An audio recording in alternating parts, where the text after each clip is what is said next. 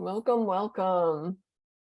As we're waiting for everyone to fill in here, I want you to go ahead and find the chat button at the bottom of your screen and go ahead and type in where you are calling in from today so that we know where you are in the world. I will start. If I can type. There we go. Wild Rose, Wisconsin, Minnesota, Seattle. Hi, Judith. Reading, Pennsylvania, Memphis, Tennessee. It's so nice to see everyone here tonight for our community conversation. Also, I want y'all to get familiar with the reaction button at the bottom of the screen, where you click on that, and that's where you can give a heart react. You can give a thumbs up. You can raise your hand. So go ahead and let's try that out. We can practice. Very nice. A little celebration to seeing everyone tonight. All right. I'll be in here for a little while. Want to come, Yashi? Hey.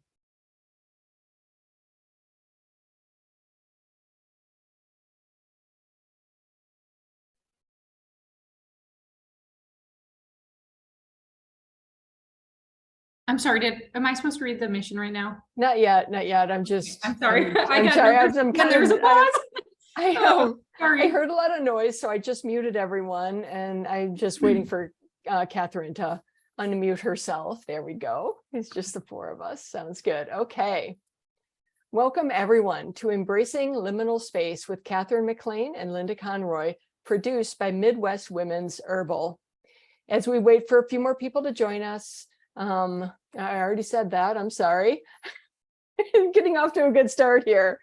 So in case you aren't familiar with us, Midwest Women's Herbal is a women-led, women-empowered organization that has been producing herbal and personal growth events in person and virtually for over 12 years. We produce 2 in-person events and 1 live virtual series annually, as well as ongoing virtual courses and on-demand workshop recordings. To find out more, please visit our website at midwestwomensherbal.com. We would now like to read our mission and vision statements before we begin. So Jill's going to do that for us now. Jill? Yes, and I'm going to post the link to our website in the chat in 1 second as well. I'll do that for you while you read. Thank you. The mission statement is Midwest Women's Herbal provides herbal education and opportunities for transformation. Immersed in the wise woman tradition, grandmothers, mothers, daughters, sisters, and children gather in a co-created village. Through earth-centered healing and nourishment, we ally with the plants that grow around us. From the ground up, we connect to weave ourselves, our families, and our communities into the dynamic spiral of health. And then our vision statement is we live in a world where the feminine is honored and respected, where women stand fully in their power, acknowledging their wills and innate healing abilities. That's awesome. Thank you so much, Jill. I'm always very inspired by our mission and vision statements. It's very, very beautiful. So just a bit of housekeeping before we begin. In the coming days, we will be sending you some emails with some amazing offers, and we want to make sure that you receive them. We know a lot of times our emails will go into your spam or promotions folder, so we have a couple strategies to help you avoid that. The first one is you can add our email, herbwomen@gmail.com, to your contacts.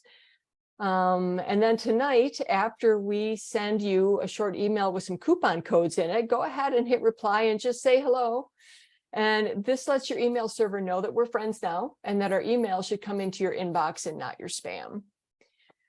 We would also like everyone to keep all questions and comments in the chat focused on tonight's topic.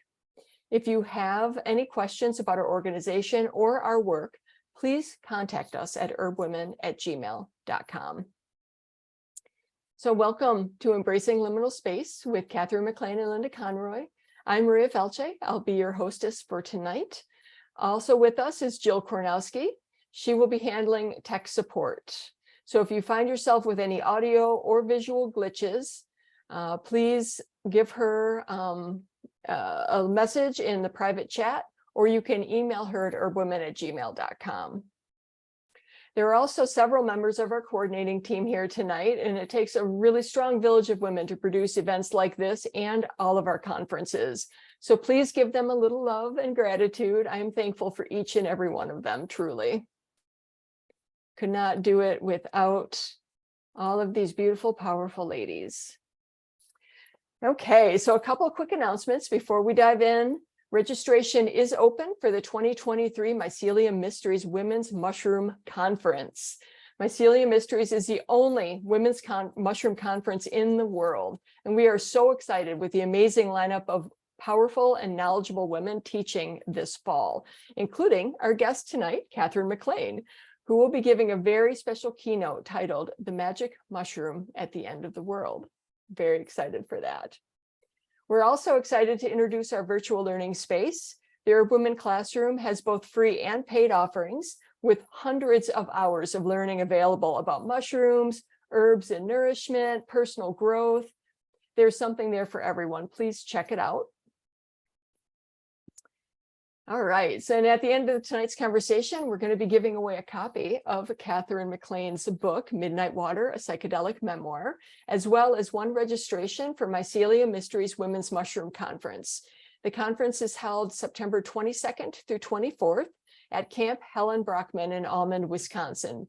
You need to be present to win, so please be sure to stay until the end. All right, I'm honored to introduce Linda Conroy, the founder of Midwest Women's Herbal Conference, Mycelium Mysteries Women's Mushroom Conference, the In Her Own Hands Women's Wellness Series, and the owner of Moonwise Herbs. She offers both in-person and virtual apprenticeships. And Linda is a bioregional herbalist who has been practicing and teaching herbalism in the wise woman tradition for over 30 years. Welcome, Linda. Thank you, Maria. I appreciate it. Thank you for hosting, and thank you, Jill, for reading our mission and vision and for being here and taking care of tech support, because that's super important for us to be able to make this happen easily. So welcome, everyone. I'm delighted to be here with all of you and introduce to you our guest for this evening, Kathine MacLean. And Katherine, I'm going to read her bio, and then I'll just say a few words personally, but I want to read her bio just so I don't miss anything. So Katherine is a research scientist with expertise in studying the effects of mindfulness meditation and psychedelics on cognitive performance, emotional well-being, spirituality, and brain function. As a postdoctoral research fellow and faculty member at the Johns Hopkins University School of Medicine, she conducted clinical trials of psilocybin, the primary chemical found in quote-unquote magic mushrooms, and other psychedelic compounds. Her groundbreaking research on psilocybin suggests that psilocybin medicines can enhance openness to new experiences and promote mental health.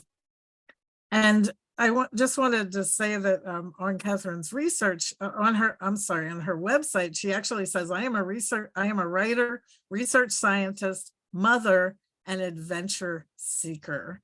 So I wanted to add those words because I've seen that in your bio a few times, the adventure seeker. And that is really so delightful to read. It just makes me happy when I read that. And it also speaks to the profound work that you're doing. And so I wanted to also congratulate you, Katherine, on your book that was just released. It was officially released in June, is that correct? Yes, that's correct. Yes. And I wanted to read a little bit about the book just to give people some context for our conversation this evening, because we could just start talking about the book, but I think if everyone has some context, it would help us move along in the conversation. So Katherine's new book it's a memoir. It's called Midnight Water, a psychedelic memoir. And it's a story of grief and redemption by a groundbreaking scientist who led the way in psychedelic research. In Dr. MacLean's first year on the faculty at Johns Hopkins School of Medicine, her path takes an unexpected detour following the death of her younger sister from cancer. After leaving her faculty job, MacLean travels the world bringing medical and humanitarian aid to remote Himalayan villages and creating sanctuary spaces for psychedelic support until she settles on an organic farm. While birthing and raising her 2 children, leading workshops, psychedelic retreats, and training to become an MDMA therapist, MacLean's traumatic past and the loss of her sister continue to haunt her. When her father is dying, MacLean realizes that she must dive straight into the heart of her own labyrinth in order to forgive him. Midnight Water is not only a personal story of psychedelic healing, but an inspired vision for a psychedelic future that positions women and family caregivers at the center of home-based healing from birth through death. And I really wanted to read that going into the conversation because your vision, that beautiful last vision, the home-based care being held by women, which, we are a women-focused organization, and we see women holding those spaces. And we started out looking at that from a village herbalist perspective. And I think, there are village herbalists, village mushroom facilitators, it's a village container. So I wanted to read that to start the conversation. So welcome, Katherine. Thank you. And I'm so excited to have you here and to be checking in with you. And as you've been launching the book, I've been watching you traveling around the world and putting your work out there into the world. So I thought maybe we would start. Could you just talk a little bit about how that feels to be bringing this out into the world and sharing it? How you're feeling these days about that? Yeah. Well, I can say that as the third being that I've birthed into the world, it's the easiest one. So the 2 humans that I birthed were much harder, and it wasn't so fun in the few months after they arrived. But, the book feels like an offering of the first 40 years of my life, which were, good and bad. There were many aspects to it, but it became a burden that I was carrying, this past version of myself, past memories, who I had been, who I thought I was. And in a kind of alchemical way, I wanted to take that, those ingredients of those lived experiences and turn it into something beautiful that could help other people. And so while I did it very selfishly for myself to feel better, what ended up happening is it got turned into something really beautiful. And so it's actually really joyful to share that with the world, even while I know people will have a hard time and it will be difficult as they read it. They'll experience emotions. Well, good. Like, I want people to feel things. I think people are a little surprised by the book. And then, just like a psychedelic journey, once they get to the end, they're like, wow, I'm so glad I did that. Like, I'm glad I had the courage to read past the first chapter. So it's been fun. It's been really fun. And I would say, the 10% of people who are really upset with me about the book, they get to feel that too. It's not such a big deal to me anymore. Well, authenticity often brings, some hard feeling. I mean, it's difficult, and you really, that's one of the things I really appreciate about you myself, having spent a little bit of time with you a few years ago, and then arranging this and organizing for the upcoming conference, is your authenticity. I mean, it's really a gift. And one of the reasons I called this talk Embracing Liminal Space is because that was a big takeaway for me in looking at what you're doing in your work and what you talk about in the book, because you're sharing how you embraced all those spaces, for better or for worse. And I think we all have those spaces in our lives and we embrace them differently, and there's lots of different ways to embrace them. And so I'm wondering if you could just talk a little bit about, because I know that's a big interest, I'm sure, for a lot of people coming here tonight, how psilocybin did fit into all of those liminal spaces. I mean, briefly, of course, because you could probably talk the whole time about each one, but I just know. kind of an overview. Why was your path? Why did you choose that path, or what was the significance? How did you spark to choose that as the path? Well, as I like to say, things were all fun and games until they weren't.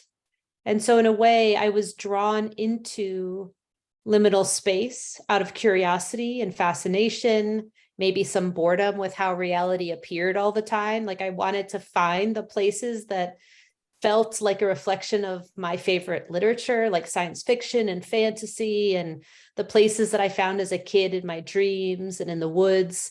Like I knew those special places were hiding somewhere. I just couldn't figure out how to get to them.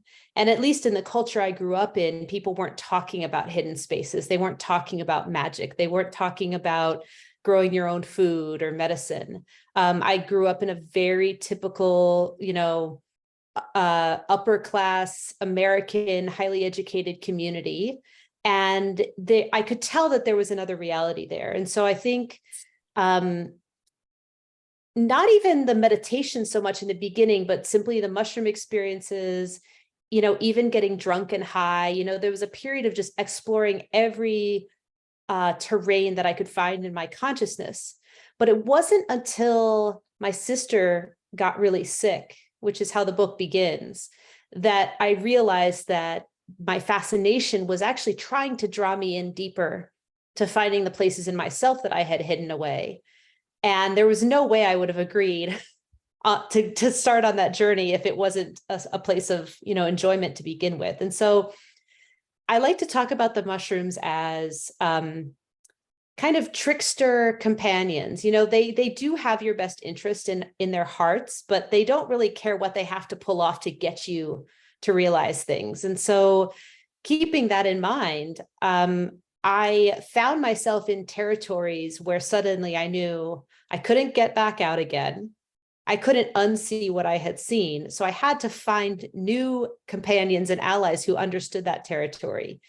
It's like if you imagine you were in a dark forest and you were halfway through. Well, the joke is once you're halfway through, the fastest way out is to keep going. But it's hard to know where the middle is. And so I started having to find people who felt comfortable in those spaces and really depart from some of the friends and family that I had known my whole life who were scared of those spaces or who just had no experience there. The thing about my sister, so she died in a hospital room. I had never spent much time in a hospital room. What I encountered there over a very short period of time completely changed my worldview. And I think people often ask me, was it because of the psychedelics that you had these experiences with your sister, or would you have had them anyway? And I think what I can say now, looking back, is that I wouldn't have had the courage to be present with her in that hospital room in the same way if I hadn't already experienced unknown, uncharted territory through psychedelics. And yet I still think the experience at her deathbed was waiting for me, and it's there for any of us. So that's a long-winded way to say that I think these liminal spaces are there, and it's just how we find them, how we access them. And then once we're in them, who do we call upon who can tell us, how do you navigate this? What do you do here? Like, how can you get hurt? How can you find the most treasure? And then that becomes the real fascination, is like keeping, along that path that gets deeper and deeper and more exciting, I think. And that's so beautiful with your book, because what I see, and as I'm listening to what you just said, is that you've actually laid some stones down for other people in that way. Like, here's a path, and that's really, a beautiful way to put it. Like, people led a path for you and gave you some guideposts, and your book has offered a lot of guideposts. And in that, it seems like there's a lot of different areas of topics that you have to offer stones for. So one being, the loss of your sister and grief and death and dying. And that's certainly something so many of us have experienced at one time or another in our lives. And I'm wondering if you can talk a little bit about how you see psychedelics and psilocybin contributing to that realm of our lives. And even, I know you'll talk about it from a personal perspective and also from your academic and research perspective. Sure. Well, I think a lot of times people ask me, can psilocybin help in the dying process? Because that's kind of our medical model is focused on the sick person, who's the sickest person in the room and what can we do for them? But the framework that I try to lay out in Midnight Water is the idea of like what's happening around the sick person, or what's happening around the birthing person, or around the dying person. And that context is where I feel psychedelics have a role. So they may help the person who is the most sick, but it may actually be harder for that person to go into those territories while ill, while, hanging on to life by a thread. So it can actually be a more positive thing for the people around the journeyer, the person who's journeying through the hardest territory. It helps to have that context around them, be full of hope, fascination, curiosity, presence, not fear, judgment, a narrowing of consciousness. So my research showed that psilocybin helps people become more open-minded. And when do we have to be open-minded? Well, certainly in contexts where we would naturally want to constrict and be afraid. And so what I try to explore in my own life, and I would love to see more research on this, is how can caregivers and family and friends use psychedelics to help get okay with some of the spaces that we're all naturally going to find ourselves in, where nobody wants to be in the room with the dying person. It's scary. It's if the dying person says that they see their family member or their ancestor, across a veil or through a threshold, that the people who are there should not, recoil from that. They should think, oh yeah, I had that same experience on mushrooms or on MDMA. So it's more about kind of meeting, I think, the dying person where they're already at. And I think from what I experienced with my sister, even though she had to navigate her own journey, which was quite painful and scary, without someone like me in the room, it would have been even more painful and even scarier. And, that was early on in my experience. I think I became more experienced as the years went on, but I feel lucky that at least I could be a presence for her when there might have been none. So if that's kind of the bare minimum, imagine how amazing death could be if we all kind of get with the program and realize this is not a failure. This is not like an end point. It's actually a beautiful transition that we all get to participate in. I happen to have my own beliefs about the after death, and maybe that helps me see a more positive tone to the whole thing. But, even if there's nothing, even if nothing happens afterward, then you might as well really enjoy death, because if it's really the end, that's your last hurrah. Going back to the research, my colleagues have studied whether psilocybin can help at end of life. And it's important for me to point out that it does help. It reduces anxiety, it reduces existential distress, emotional distress, feelings of isolation and loneliness, fear of losing the moments with your family, fear of pain. It does do all of those helpful things for people who are dying. But importantly, it's the person who chooses psilocybin intentionally to help with that process. It's not something that you can just prescribe or put onto someone. So there's a lot more I can say about that latter part, but I think it's an important distinction that we may find ourselves in situations where dying people are being offered psychedelics who might not normally choose them. And that's a whole different can of worms. That seems really, really important, an important distinction. And as you're talking, I'm thinking about two very dear herbal people to me who made a transition and chose to work with plants, not psilocybin, and not even psychedelic plants, but just plants, because they had a relationship with them to make their transition. And they both made the most graceful transitions that I've ever seen. And so when you're talking, they chose that. And so when you're talking about this, that really strikes me significantly, that the person choosing what path, what medium, what they might enlist to help them make that transition, rather than exactly what you're saying, it being prescribed. And in that, since we're going down that lane, we had a little bit of a conversation earlier about this. I was wondering if you could say a little bit more about what people might expect to see this coming on the horizon and being offered to people as an option in medical settings, and what considerations people might want to have with that, thinking about that down the lane, that they or a family member may be offered this in a medical setting. Yeah, it's something I've thought about a lot. Obviously, I had to, as anyone who reads the book will learn, I was a health proxy for both my sister and my father. My sister was only 29, my father was 65, and yet the medical system wanted to do the same thing with both of their bodies, which was fill them up with pharmaceutical drugs, test every possible treatment they could until they died in a hospital. And even getting my dad or fighting to get him out of the hospital was hard.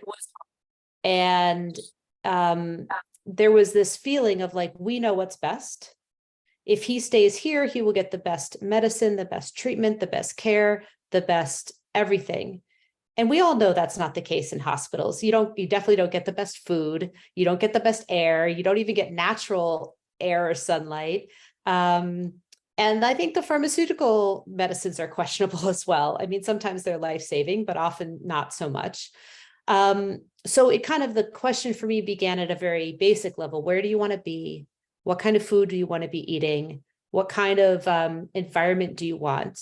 And then everything else kind of flows from there. And so you talk about what drugs, what plants, what nourishment. Do you want to be outside or inside? And these are all things that thankfully, within our legal system, you can actually direct all of this ahead of time. As a healthy, clear-minded person, you can detail everything you want on your deathbed. Now, of course, you may die in a car accident. So, it's still a bit of a hopeful fantasy for a lot of people. But I think it's a beautiful idea to imagine, would I want psilocybin if a doctor says this might help with anxiety? Would I want MDMA to have a conversation with the difficult person in my life who I can't seem to apologize to or ask forgiveness of, or even say, I love you? Could we have that conversation before I die with the help of this spiritual supplement?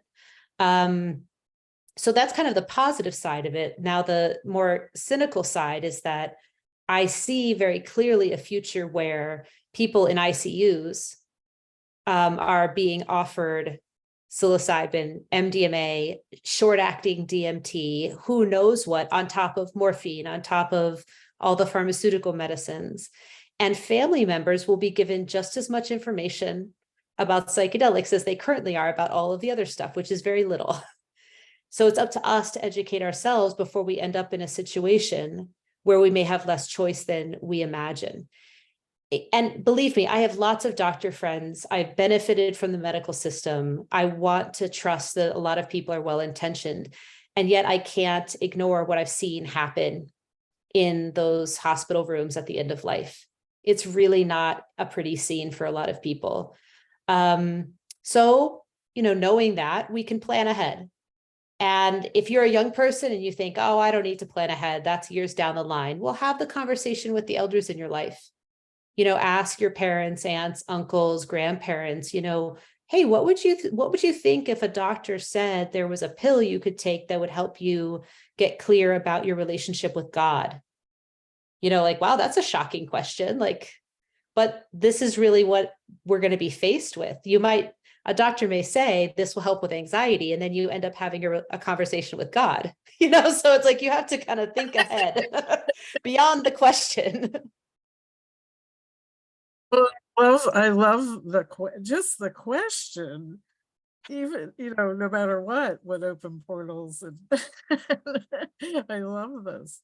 I'm wondering, just to back up a minute, just something more tangible that might be helpful to explain to people. Can you tell people what MDMA is? Because I don't think everyone will know what that is. So MDMA is it's called an empathogen. So it has some psychedelic qualities, but it's more of a feel-good chemical that makes in your body, makes you feel a sense of safety, a sense of comfort, love, for yourself and others. It's been used in the treatment of post-traumatic stress disorder. But in my own experience, I found that most of us have trauma, so you don't need a diagnosis to benefit from the kinds of benefits that MDMA has. If you grew up in the 80s or into some of the 90s, you might call it ecstasy or rolling. Very early in the 80s, it was actually still legal. And therapists were giving it to mostly couples to help with couples therapy. People were starting to use it for like romantic relationships and sexual relationships. So it was a kind of a love drug before it was made illegal or a controlled substance. So it's kind of having a resurgence now, but at least for people like me, when I encountered it, it was just one of the best drugs I'd ever taken. It made me feel the best I've ever felt. The trade-off of a drug like that is that if you take it too much, you start to feel much worse. It's how the brain works. It's how the body works. You develop a tolerance to it. It has some amphetamine-like qualities. So you can feel sleepless. You can feel agitated. There are, some changes in your heart rate and breathing. Certainly for some people, it can be dangerous cardiac-wise. So, it's kind of a double-edged sword. I think it's proving to be quite effective in therapy. I personally think it's effective for people who aren't necessarily in therapy. And yet it's not nearly as safe as some of the indigenous medicines that have been around for thousands of years. It's a pretty new chemical. We don't yet know everything it does in every context. But yeah, it's essentially the same as ecstasy, but the main difference is that ecstasy was often adulterated with different contaminants. So amphetamine or even opiates, all sorts of things can be found in a pill that someone tells you is ecstasy. Whereas MDMA as a molecule, as a chemical, is a synthetic, pure, synthesized, man-made miracle, I think.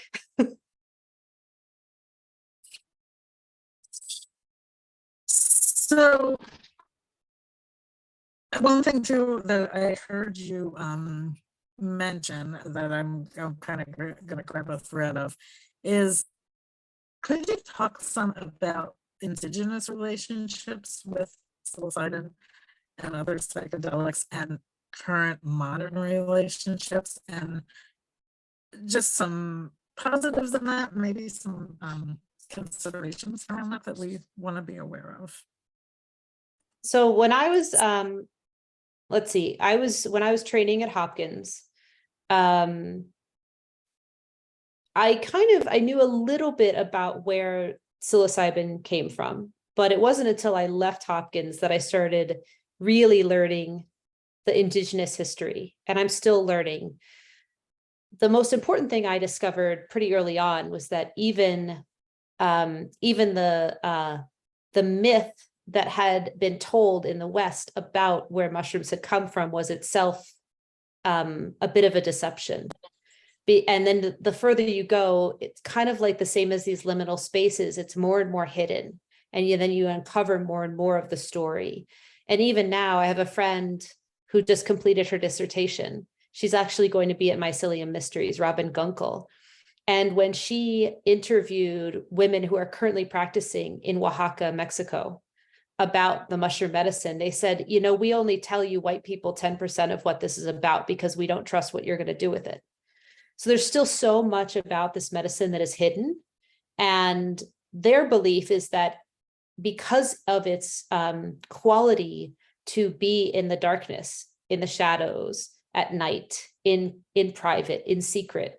That's what allows this particular medicine to create a communication network with spirits that are well beyond what most humans would normally experience. So according to the Mazatec, or their original name was Chine, so Mazatec was itself a colonial, the Aztec kind of gave them a new name when they first took over that land. The people originally of the mushroom medicine said that, you know, you do this at night, you do it in private, you don't talk about it, it's for healing, it's for sacred purpose. And it's not really for everyone who thinks that they want to go into this space. The interesting thing about Maria Sabina is that she decided to kind of break that silence and share the medicine with a white person who had come down from New York, this banker who became quite famous when he wrote about his mushroom experiences. And his wife was the mushroom enthusiast. So she was a Russian pediatrician who loved mushroom foraging. And they were both kind of interested for different reasons. But Maria Sabina agreed to give the mushrooms to this white couple and their friends. And it blew open this Pandora's box. So many people flooded her village and came looking for the thing that Gordon Wasson had written about in Life magazine. And so in a way, you know, Maria Sabina could have kept the secret and could have kept things hidden and said, no, I won't give the medicine to these strangers, these foreigners. And maybe that would have been for the better. And yet she did kind of take this risk. And now we see where we are, you know, 70 years later. It's quite, I mean, it blows your mind if you think about it, going from almost no one on the planet outside of this tiny area of Mexico knowing about this medicine to suddenly everyone on the planet will know about this medicine in the next few years, once it's globally approved for whatever diagnosis they come up with. I have personally felt, how should I put this? I have not felt invited or welcome to go and learn more about this ritual directly from these women, even though there's a part of me that would really want to know. And I feel the tension on both sides of it, that I've really benefited from the mushroom medicine ceremonially. And I also understand that it's not my place to go seeking deeper and deeper understanding of that through the Indigenous people who are still practicing in that way. I don't know, is it possible to kind of coexist? Or would they even say that someone like me is also ruining things? You know, I think that's their prerogative to say whatever they feel. In Robin's dissertation, it was pretty clear that the women were saying that they disagreed that Maria Sabina had shared the medicine outside of their culture. And still to this day, that was their belief, that it was a mistake. And again, I think we just have to kind of sit with that dissonance and that conflict. And perhaps, I don't think it will be with synthetic psilocybin, but perhaps the West and the Northern Americas and Europe will figure out their own rituals and ceremonies around this medicine. Thank you. And I know that is can be a much longer, richer, dynamic discussion, which is it's going to be ongoing, I think. And I've heard Juliana Furkey, who does work in South America with mushrooms in general, say something very similar about any wisdom she has shared with her. She isn't publicizing it if it's Indigenous knowledge, because she said that is for the Indigenous people to share. And, you know, I think we need to be honoring of that and aware and share our own experiences, which is what you're doing. And I know we have had a speaker at our Midwest Women's Herbal Conference, Venus Williams, who's a Black woman, and she's Indigenous. And she has said, you need to find your own path and your own heritage so you have something to bring to the conversation. And so that's what I hear from you. You're bringing your experience to the conversation, and it's important and it counts. So thank you for bringing your voice to the conversation. I'm super grateful. I'm wondering if you can talk a little bit about how people might look for support, because I know at our pre-conference workshops, what you're planning to do is provide some education for people about holding space. And I wonder if you could talk about the importance of holding safe, sacred space in this, because I know that isn't always the case of what happens. And I'm wondering if you can talk some about that and some about your experiences on all, whatever they are in the realm of safe space or sacred space. I don't know. Yeah, it's another big topic. So again, I was trained in a clinical research model. I happened to be lucky enough to end up in an environment where the two people who trained me were extremely ethical. They were high in integrity. They had resolved their own personal issues to a level that they could really be present for others.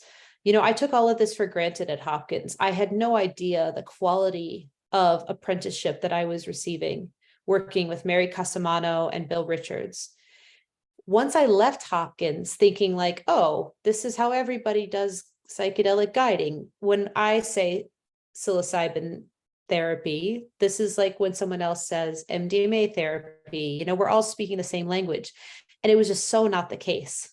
And I suddenly realized that what we had created at Hopkins was really special, and that the people had received a high quality, safe experience that was actually quite hard to replicate. And that we weren't even perfect, people still had a difficult time. Some of the times we definitely had some, what I consider to be, near misses or near catastrophes that we managed to, navigate our way through. And still, we weren't intentionally hurting anyone.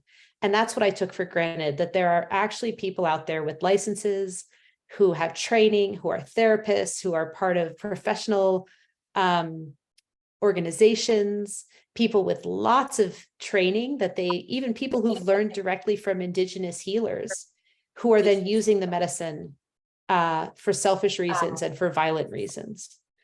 So that was a real big wake-up call, and happened to me around, I guess, 2018. A lot of stuff happened in that year, but I remember this woman approached me and she said, this psychedelic therapist in New York, he was, he did all this inappropriate stuff. I think he's harmed other women. Like, it's a really big problem. And that for me was, as soon as it was the tip of the iceberg, as soon as there was one person, there were 10. And more I hear about folks who are using their authority, their training, their licensure, and their patients' trust to take advantage of them with psychedelic medicines. So, do I know the percentage of that? I don't. Do I think it's higher than a few percent? Yes. I think that unfortunately, we will learn what the true percentage is over the next 5 to 10 years. When these medicines become more freely available and prescribable, we will find out if it's 10% or 15% or 20% of doctors who have nefarious purposes. That being said, people often ask me, well, what would I choose for my loved one? If someone can figure out a way to have a safe experience in their own home, I still think that's the best choice, with people that you trust. And yes, if you need to hire a professional, like someone like me with my kind of training, to be there, like a doula or like a midwife when you're giving birth, I think that model ends up being the safest for most people. Will it be safe for everyone? No. Will there still be bad trips? Yes. Will sometimes people have to call 911 and go to the emergency room? Probably. Nothing that we encounter as human beings is going to be 100% safe. On the other hand, will we eventually figure out how to make medical clinic spaces safer? I think so. I'm not really sure how to do it. People ask, well, what's the solution? I used to say, well, choose women practitioners and female support, but we've even seen women abuse their patients. I used to say, find someone who apprenticed with someone that that has like a lineage, but even that lineage doesn't necessarily confirm that someone isn't going to go off and do their own thing. I think that eventually communities will figure out for themselves what level of benefit and risk they're willing to accept. And I still see women being primary, but I don't think we should be fooled into thinking that just because we're women, we're not going to end up hurting someone, either intentionally or unintentionally.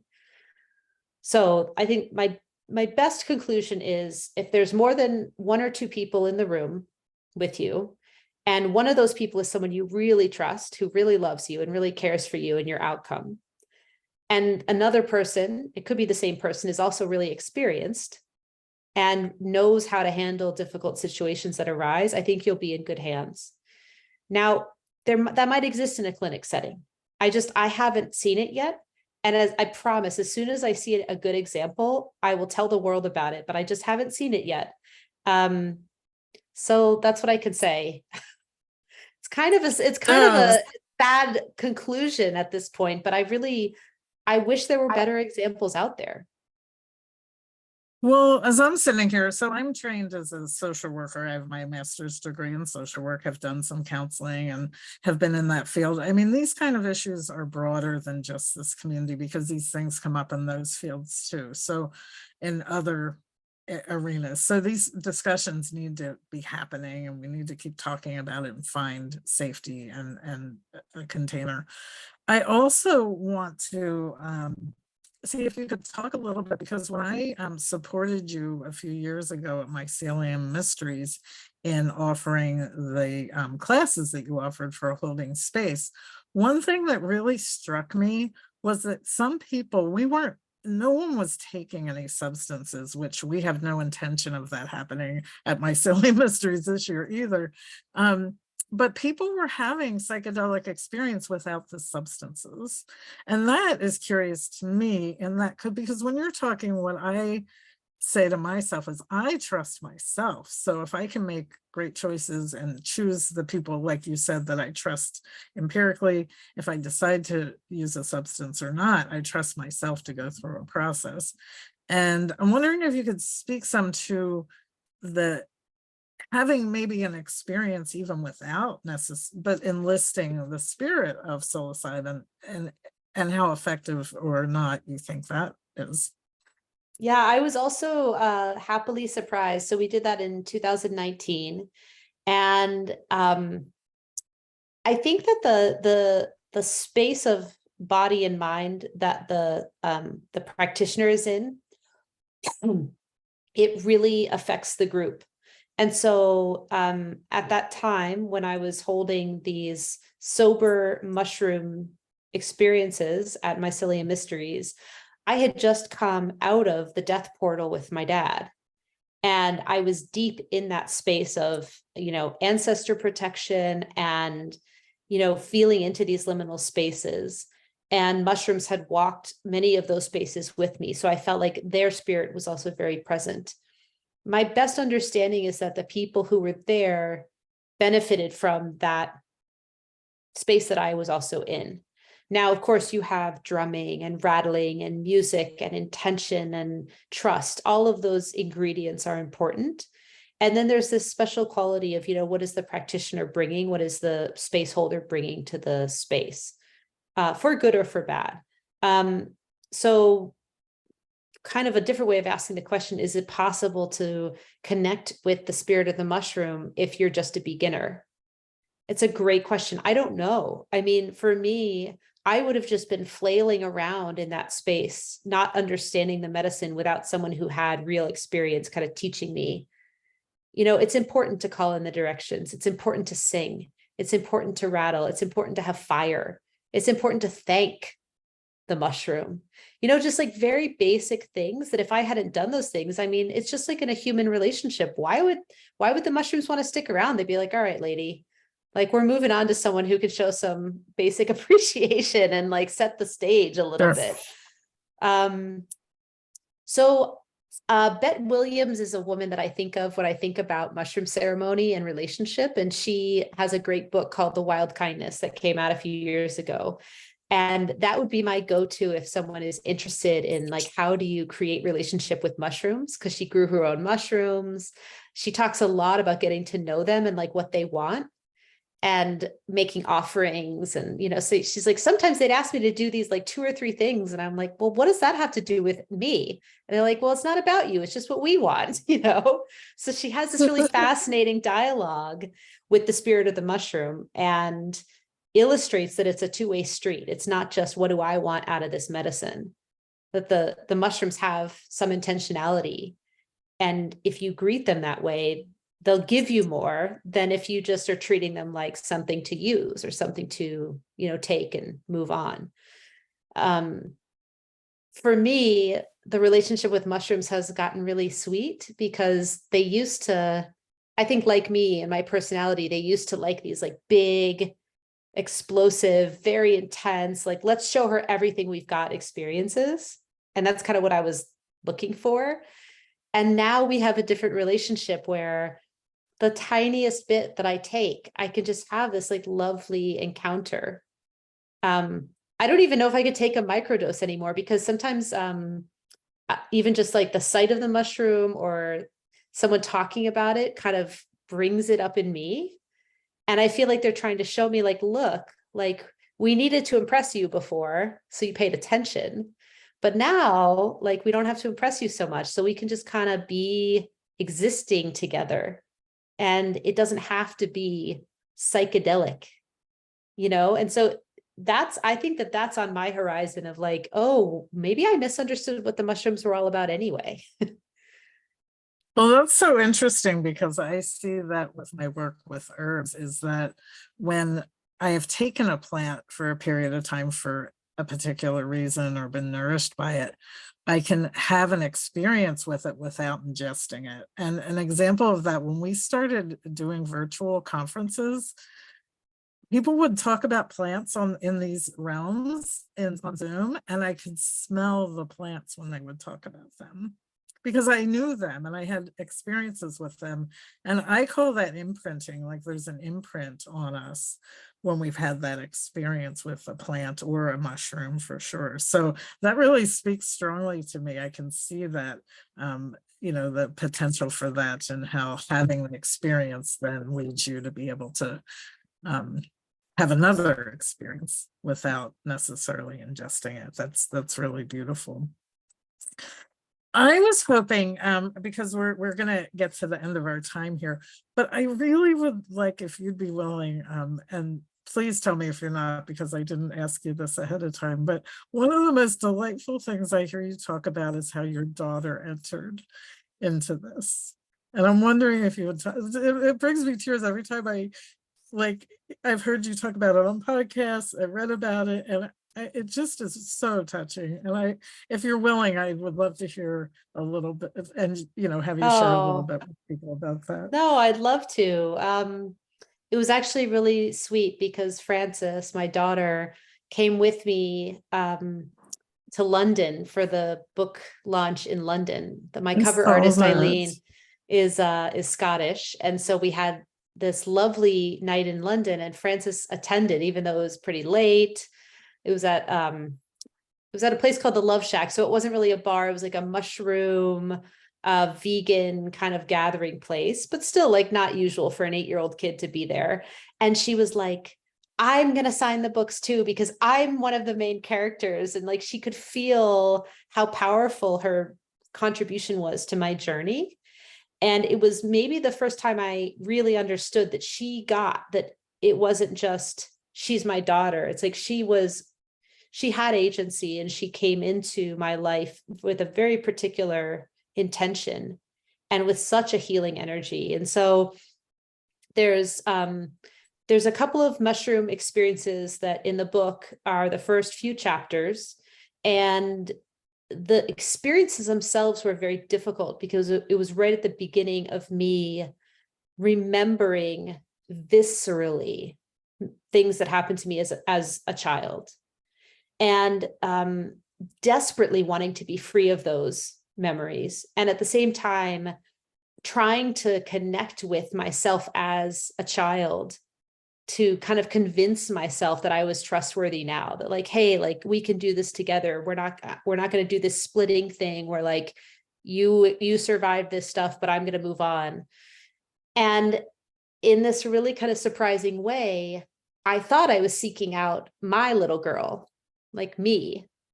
But what came was my actual little girl, like my daughter, Frances. And again, I feel like this is where these medicines have a greater wisdom.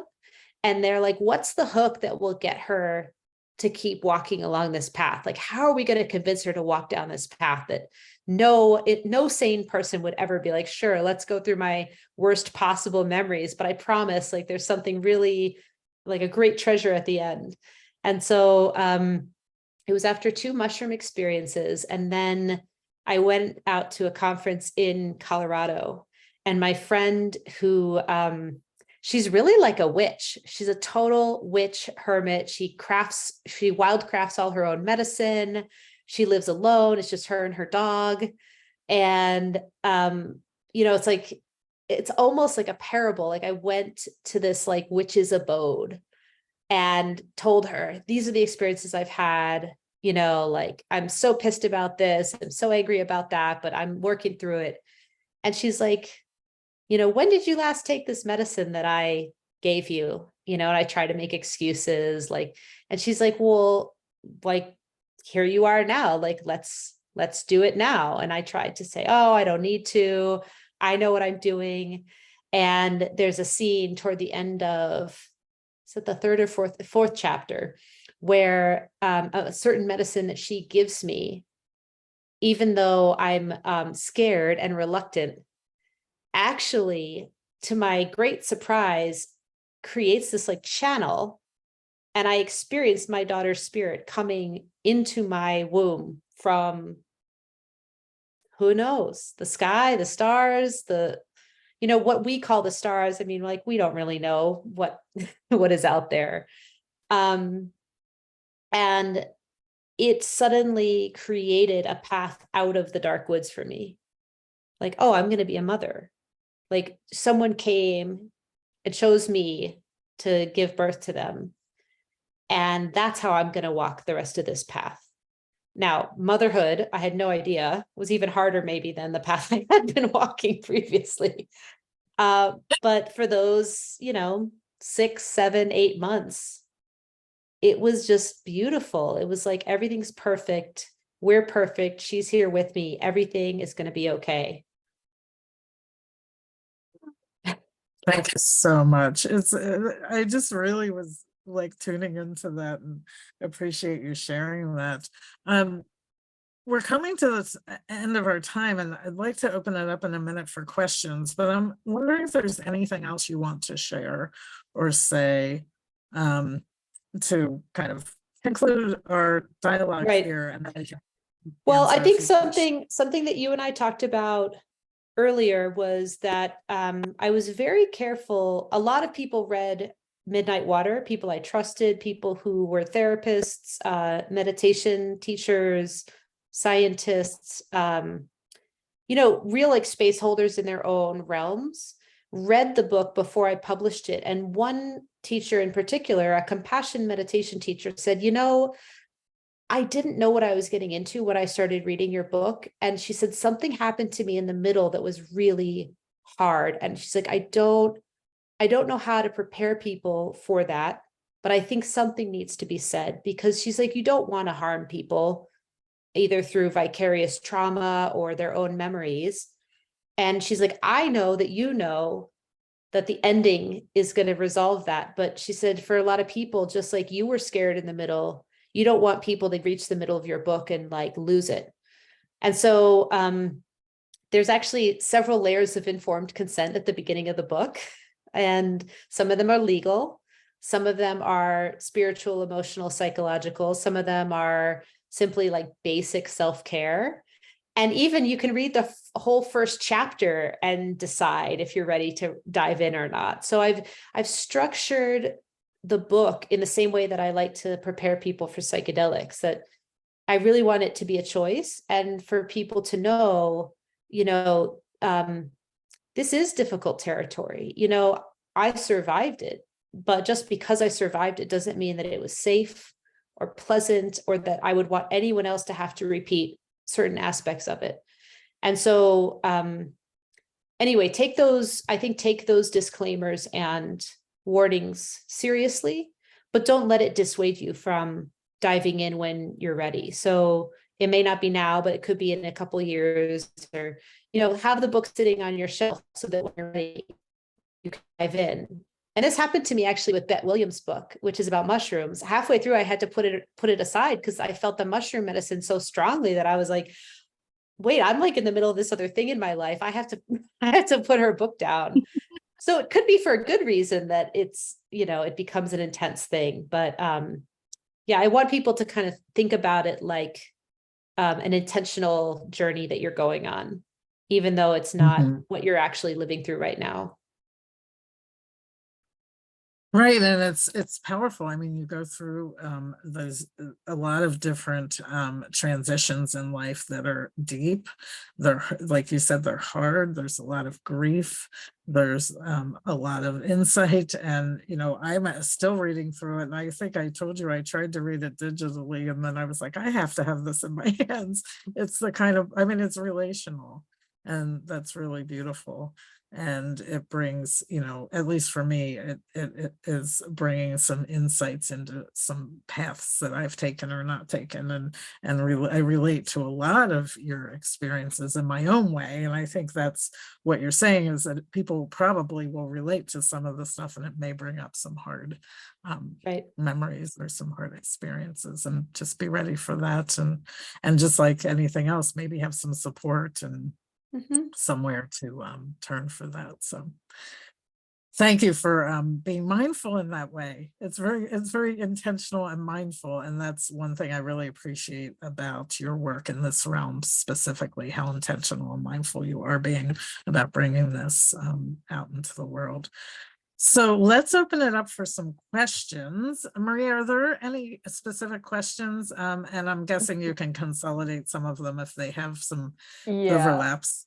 Yeah, we had one a little earlier on when you were talking about the MDMA, and Lori wanted to know if this has been used with people who have early dementia, or is it too early in the research?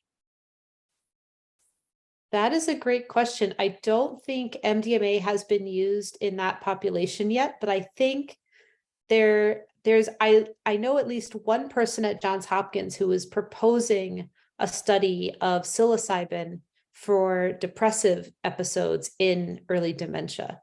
And it was a conversation, he probably doesn't even remember we talked about this, but at some point he was asking me, do you think this could help even if people don't fully understand, remember, can contextualize the psychedelic experience? And I said, it's ethically really tricky, but it could help, but I don't know how you would go about getting informed consent. And he said, well, we sometimes do these studies where the family members can give informed consent. So I remember the seed of that conversation beginning a long time ago, and I think they're starting to do those studies. And yeah, I'm curious too. I will mention though, it wasn't dementia, but there was an elderly woman who I worked with who had a mushroom experience, and she remembered nothing from the experience, but it still helped her anxiety afterward and allowed her to get off the curative treatments she was on for cancer and enter hospice with a lot more peace about the decision. And so I do know that at least for one case, mushrooms worked without a direct memory of the experience. But again, it's tricky ethical territory, I think. Okay, and then it looked like Ellie had a question. It was in the same time frame, so I'm assuming she was talking about the MDMA as well. And she wanted to know if it was in stage 3 clinical trials yet. Yeah, it's in phase 3 trials. They are still ongoing. It's likely that the FDA will approve MDMA for PTSD next year. So it's you know, the finish line kind of keeps moving forward a little bit, which I think is a good thing. Originally, people were talking about 2021, and then COVID kind of delayed that. Again, I think a good thing. All of these points where it gets slowed down a little bit, I think we learn more, people get better training. So you can go to clinicaltrials.gov and look up either MDMA or psilocybin, and you'll see tons of studies all over the world now. They may not be where you are geographically, but sometimes people get lucky and they manage to get into a study and they meet the qualification, you know, criteria.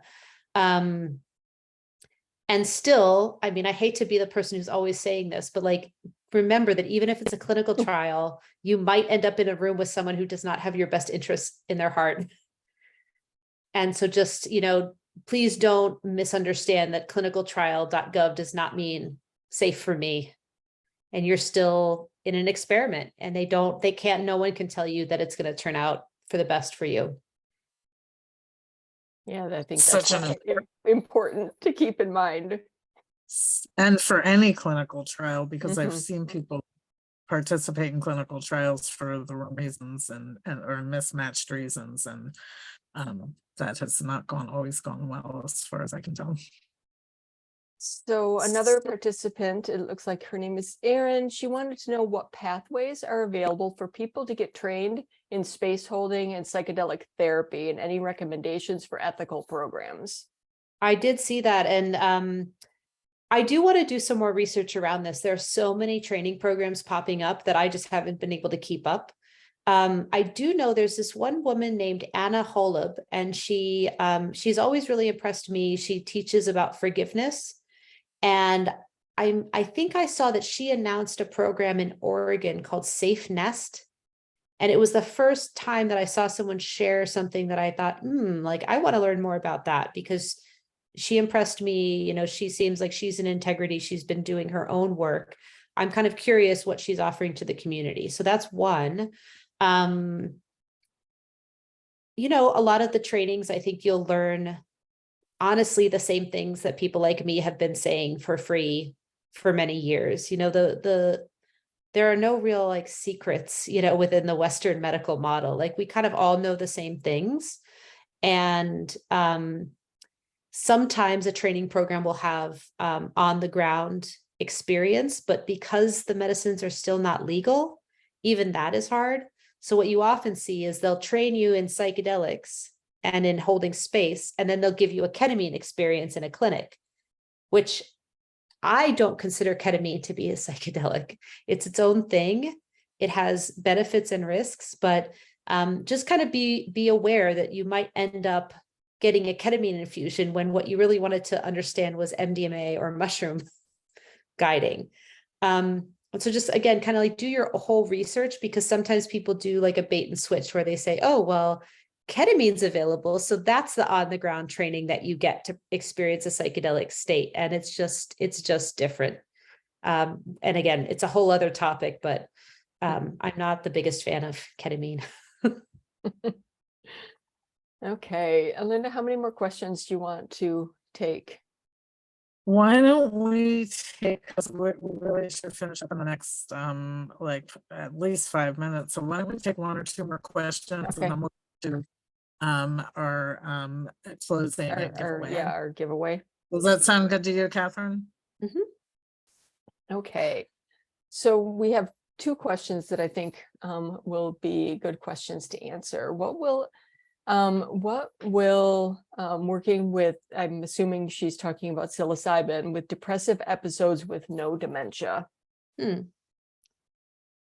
I've thought about this a lot. I've read the research. If you look at the research, you see a modest effect in people who have had treatment-resistant depression.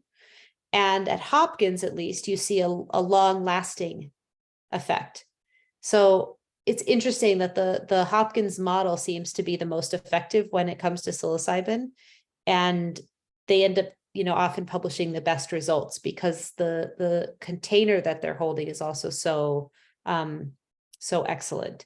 I've also seen results from more kind of corporate entities doing clinical trials the way pharmaceutical companies typically do them. And I would say the results are less good less impressive, maybe more modest, and more adverse events. So what is an adverse event in a trial of depression? Usually attempts at suicide, suicidal thinking, or rarely, but still it has happened, is completed suicides. So there are two things to say about that. One is a lot of doctors I've met or heard on like social media, they'll say, oh, well, these people are depressed anyway. That just goes with the territory, which I feel is a bit unfair. You know, just because someone has depression doesn't mean you should expect that they'll try to end their life shortly after taking psilocybin. And the other thing to say is that I think for a given individual, only that individual knows the risk they're willing to take and how much suffering they're in. So whether psilocybin can help someone with depression is still an open question. And I think an individual has to decide, how much suffering am I in? Am I willing to take this risk, knowing that it may not help? And if it doesn't help, that doesn't mean there's something wrong with me, or that I failed, or that the miracle cure didn't work in my case. It just means that it might not be the right time, the right medicine, the right set and setting, the right guide. My gut says that psilocybin isn't the right medicine for depression, but because depression is so interwoven with all the other sicknesses in our culture, sometimes people end up getting better after mushrooms because mushrooms help them see their depression differently. So again, it's a complex and kind of very deep topic. And I'd like to say that I've seen a lot of people with depression experience relief from mushrooms. And I haven't seen it yet, but it doesn't mean that it's not possible if we just kind of figure out the right combination of ingredients. Okay, and then one last one. How can you explain how the mushrooms communicate with you?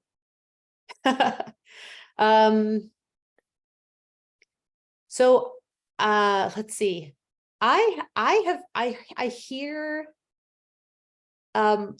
what they're saying, not as a voice, but like as almost my own thoughts. But I don't know if there's anyone listening who like can distinguish between like different parts of themselves. And I mean that in like the most like inclusive way possible. Like I was about to say like it feels a bit schizophrenic, but it's not. It's actually just multifaceted. So it feels to me like a part of myself that has the connection with this other being, kind of having a dialogue with me. So the one way it came out, I remember in this one ceremony, I was hearing in my own like kind of silent thought space or nonverbal thought space, a prayer or a poem. And then I started saying that out loud. And it wasn't until after the ceremony that I actually, through Google, started looking up some of the words I remembered. And it turned out that it was a poem called Thunder Perfect Mind, which is from the Gnostic Gospels that were discovered in Egypt and allegedly were part of the Christian tradition before Orthodoxy, said, we're going to get rid of all this feminine stuff. We're going to get rid of all this mystical stuff. We're going to get rid of Mary. We're going to get rid of all these different characters in Jesus's life. And I thought, like, how did the mushrooms know about the Nag Hammadi, text? So truly fascinating. It's not something that was part of my knowledge. I didn't know that poem. And so now what I try to kind of tune into is there a thought that I'm having? And for other people, it's a vision, but is there something happening in the ceremony that feels like new information? And like, how can I remember this in a way that I can understand it more later? And, someone like Maria Sabina probably is like a savant, or she's just so gifted at making the translation in the moment that she can work with the information right then and there. But for me, it's like I have to kind of just remember it and try to figure it out later. But it feels like it's more like in poetry or song or kind of encrypted in a way. But yeah, you can see me smiling. I think it's really fun, it's like to be deciphering this other language from some other intelligence. Yeah, that's fascinating. And like any kind of communication like that, the more you listen to it and the more you open to it and the more you believe it, the more you hear. Yep. It That's also really- helps too if we remember that in the Indigenous ceremonies, the person who's holding the space would sing and speak with the mushrooms and actually invite them into dialogue and not just wait for the mushrooms to kind of share what they could see or experience. So in chapter, very early on in the book, in chapter 2, I take a huge leap of faith and say something out loud that I was terrified to ever say out loud.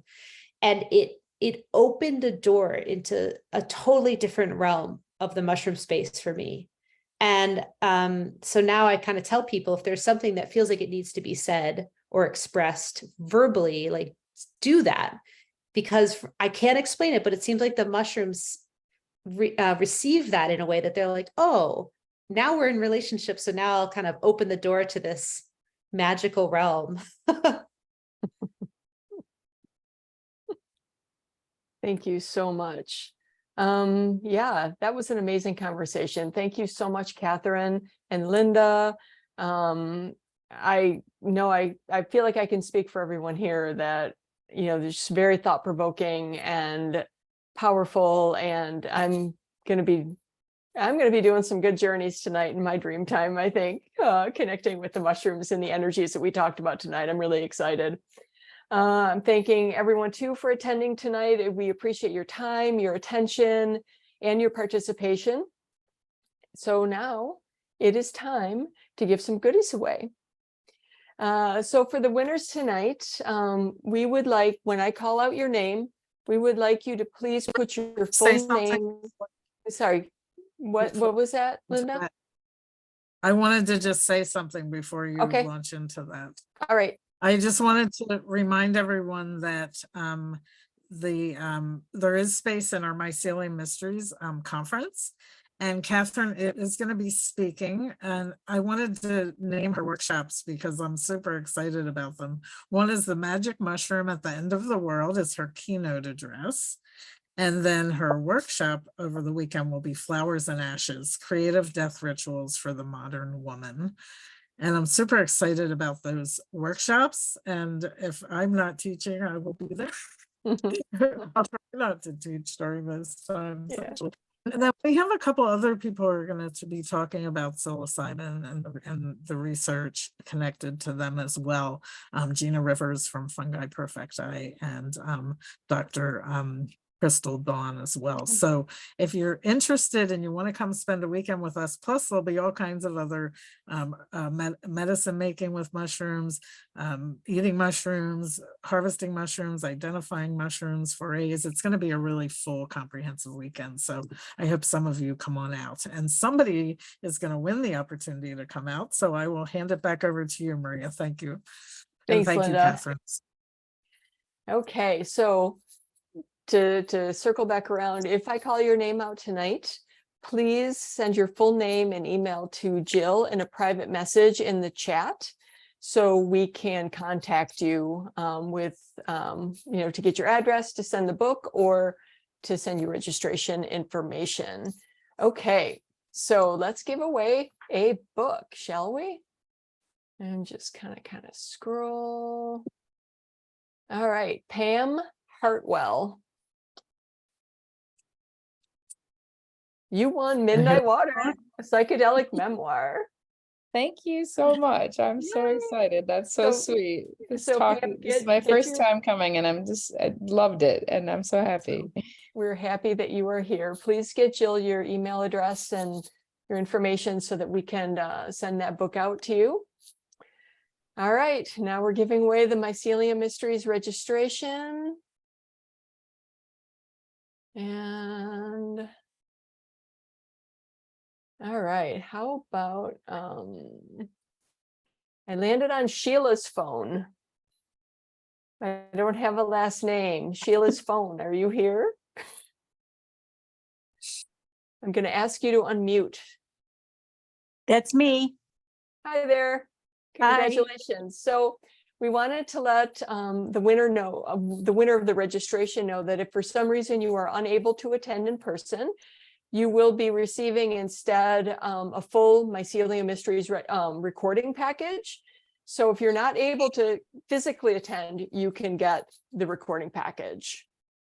So please go ahead and get Jill your full name and your email address so that we can contact you. Okay. Thank you so much.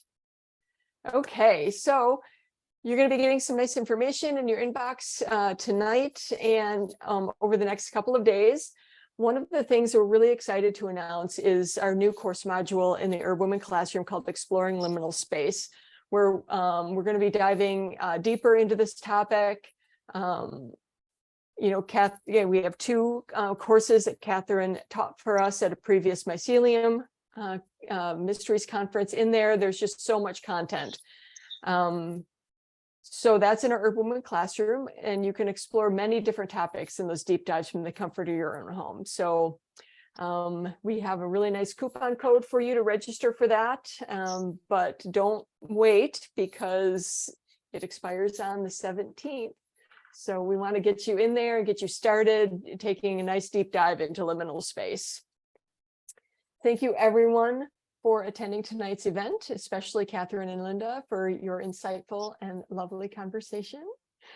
We had so much fun, and I'm so thankful for all of it. We look forward to seeing all of you at future Midwest Women's Herbal events. Thank you, and good night. Sheila, if you could still send me your name and email. I do need that. And if anybody wants to open their mic and just say goodnight, I always love to hear everyone's beautiful voices. So good night, everyone. Thank you. Good night. Bye. Thank you. Good night. Thank you so very much. Good night. Thank you. Mhm. Bye. Thank you. Thank you. Good night. Bye. Good job. Did you get it, Jill? I did not get her email. She just sent her name. I know Sheila, so if we Okay. need, I can. Okay, I might be able Okay. to find her.